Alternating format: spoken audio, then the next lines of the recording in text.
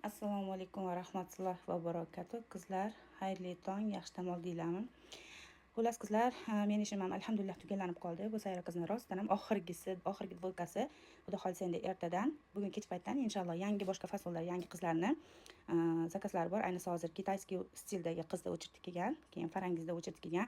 Hozir bular ham qarab o'tiribdi-da, men qachon deb o'shancha ismini aytib ketyapman. Qizlar, xudo xolisa baribir shu hafta sizlarnikini chiqarib beraman. Gulnoza opaniki ham bor. Endi qizlar, hozir bu yerda deyarli aytadigan narsa yo'q, faqat ozgina o'zgarish kiritilgan. Bu o'sha kecha chokoda tikkanimni, trikotajni shunaqa malina svetligisidan ham qo'shib qo'yganman. Hozir ko'rsanglar, mana faqat buni cho'ziladigan materialga bu hali teshiklar qo'yilsa ketib qolmaslik uchun men bularga tortadigan nimalar, nima deydi, rezinkalar qo'yganim yo'q, chunki bu ko'tara olmaydi. Juda ham yumshoq material bo'lgani uchun og'irlashib xunuk bo'lib qoladi. Bu qiz kapshonkasini o'zini boshiga yarasha qilib bering degani uchun mana ko'rsanglar, oldini yopiqroq qilib, bu cho'ziladigan material boshi bemalol sig'adi, kichkinaroq kapshon qilganman. Bu yerda narginga nisbatan o'zgarish, mana manjetni shunaqa sal qalinroq qilganman. Mana buni kiyganda ichki tomonida shunday mahkam qo'lni qisib turadi-da, keyin mana bu tomoni shunday osilib sultanka bo'lib turadi. Shuni aytish uchun hozir video olib ovoz yozyapman. Bu ham shunaqa. O'zi asli yangidan o'ta uzunda, hozir bir xaridcha. Buni nima uchun uzunroq qildim? Bu ichkarida mana bu joyga qo'ysa, mana bu joyi sal sultanka bo'lib, shimiga moslanib chiroyli bo'lib osilib turadi. Xuddi shunday shimiga ham alohida aytib ketaman. O'zi asli shunaqa uzun bu. O'zi asli 161 uzunlikdagi qizga bu shim juda ham uzun, bir xaridcha uzun. Sababi mana buni ham o'sha to'g'ri kelgan joygacha manjeti mahkam ichkari tomonga kiyib yopishtirib oladi-da.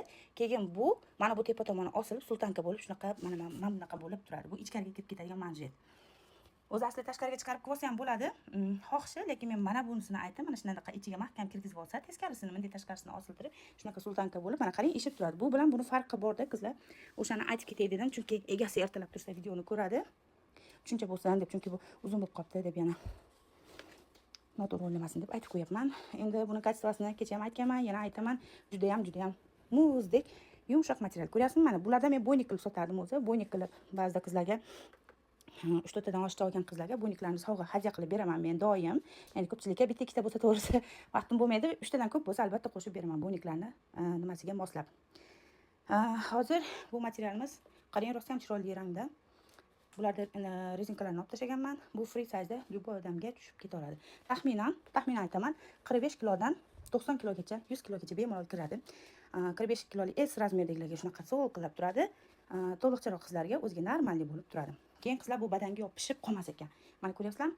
Yopishib qolsa, bu ancha-muncha joylar bilinib ketadi-da. Unaqa yopishmasdan o'zini holi bilan turadigan material ekan.